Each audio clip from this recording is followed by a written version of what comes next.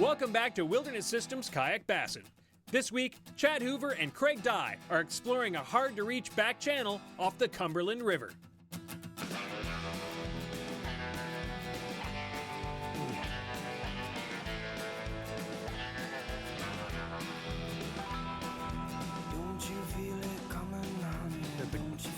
Big one to swim up to it.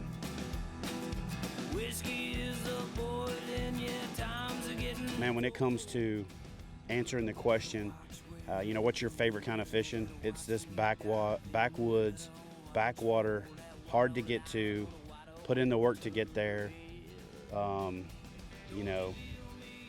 Catching them where others can't fishing, man. I love it. It's the beautiful thing about the kayak is that you can get into these places, but the most awesome part of it is just being back here, We haven't seen a boat all day since we paddled past where the trolling motor started kicking up because the logs were too tight.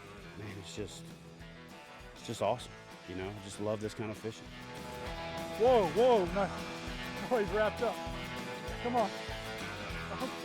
I grew up fishing my whole life. I started fishing South Louisiana, fishing for redfish, fishing for speckled trout.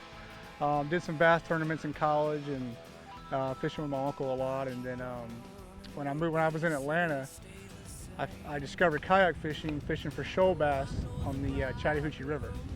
And that's where I really got into it, really got hooked, started fishing tournaments all around Georgia, North Georgia, and even down in Florida. I fished the Everglades too. And work sent me to Nashville, and that's where I met Chad Hoover over at Hook One, and saw it start from a small little corner office to their big operation they have now. And happy to be here with him and fish with him, and I'm learning a lot. There he is. He's in there, just like we thought. Yeah. Oh, I can see him.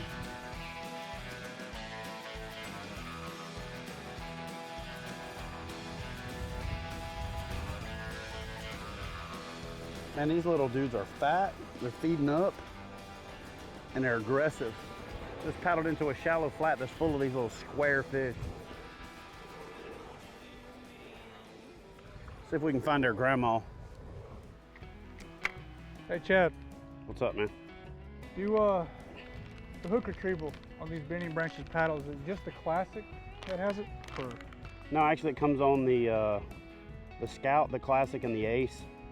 And then when you move up to the Pro, it doesn't have the little hook remover thing on it, because I guess in theory, if you're a pro, you don't get hung up and cast into trees. Oh. So. Hey man, thank you for that. All right, brother, so we're back where we started. We got a little bit of a paddle to get back to the boat ramp. You think you can play hooky tomorrow and do this one more time? Let's do it, man. All right, so guys, we're gonna get out of here. Thanks for joining us for this segment of Kayak Bassin TV. We're gonna take a break. We're gonna go do some research and find another spot just like this to go explore and look for some of those backwoods, shallow water, big old bucket mouse.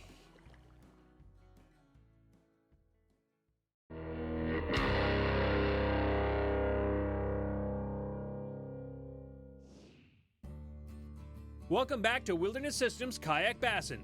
After a great backwoods mission up a side channel of Tennessee's Cumberland River, Chad and Craig are continuing their hunt for big bass on a small, private farm pond that Craig just recently gained access to.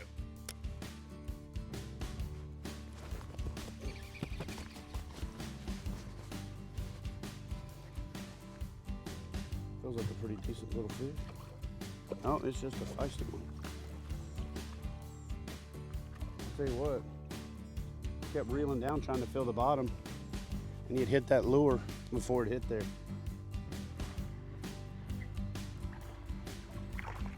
Fish of the day.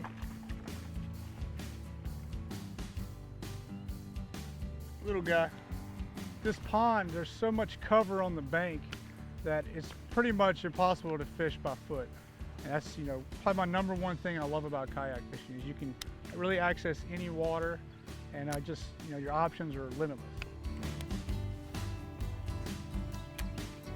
I found this place just looking on Google Maps, and I found the pond, but I didn't know the address, so I actually went on to Zillow, the real estate website, and got the address.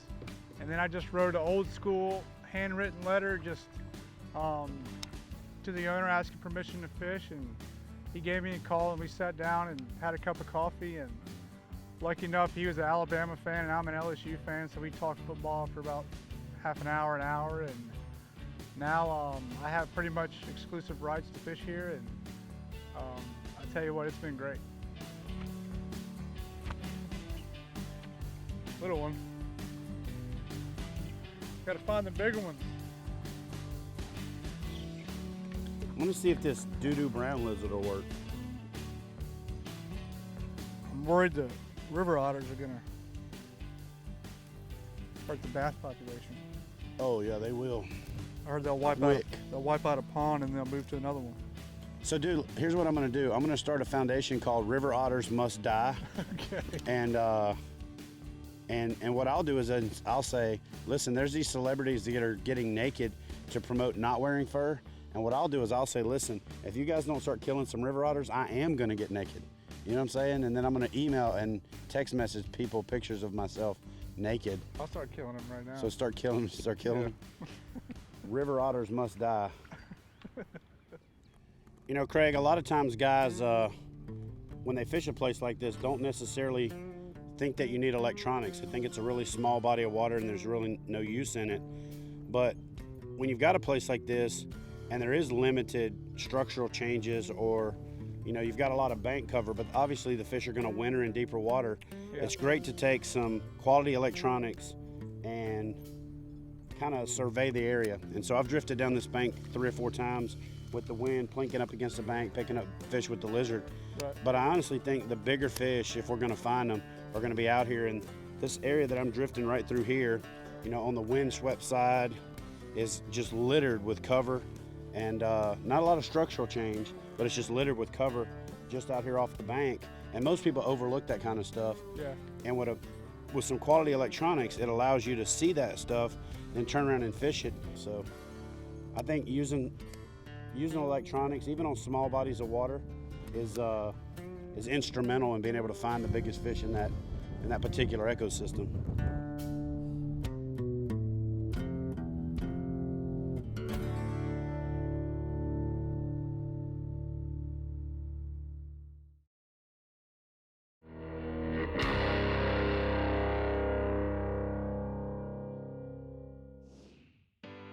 Welcome back to Wilderness Systems Kayak Bassin'.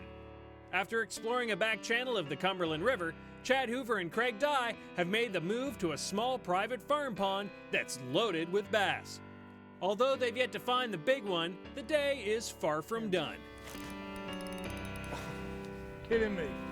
Oh. Got that one. Whoa, better fish too. Come here, dude. Look at that dude. Dumped that lizard as soon as it came off the bank. I threw it up in that slop. And he walloped it. I think they're full on in that protect the bed mode. There's a bed right there. And so when I threw the lizard up on the bank, it actually looks really, really natural with the lizard coming off the bank. And as soon as it comes into their little domain, they don't want anything anywhere near that nest, especially a nest raider like a lizard. And so they're thumping this thing. The cool thing about this Power Team Lures lizard is the legs are facing in opposite directions, so the thing's just got crazy action even if you're not moving it, and that big ribbon tail and neutral buoyancy makes this thing just have some sick action in the water. I think it's a snakehead. It's nasty. I've never caught one this big. Look at these fins.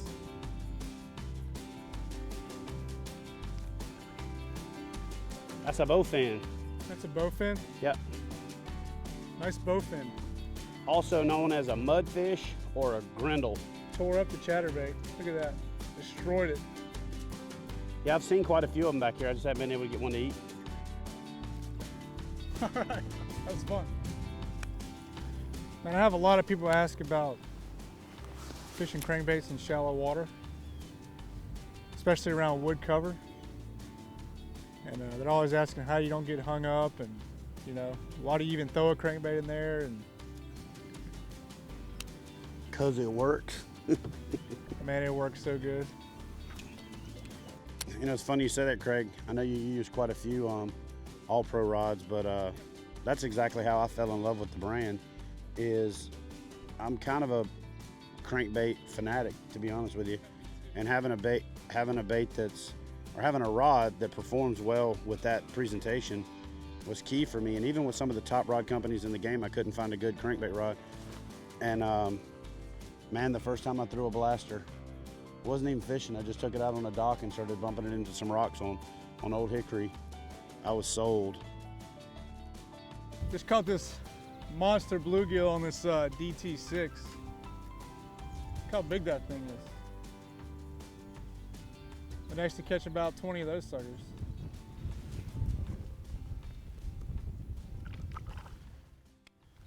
We checked out this little farm pond. You know, water temperature's just getting into the high 50s and the low 60s. It's the first warming trend. 2 weeks ago, I went down to Alabama where it's already a little warmer, called an 8-pounder. So I think the big girls are starting to move shallow. We got another 3 to 4 degrees before it starts to turn on here. Right. We've got 2 new really cool places to fish right here close to home. Man, I can't thank you enough for joining me on this episode. Hey guys, that's gonna do it for this week of kayak bass fishing. But I think we can catch a few more on the way back to the ramp. What do you think? Let's do it. Let's do it, man.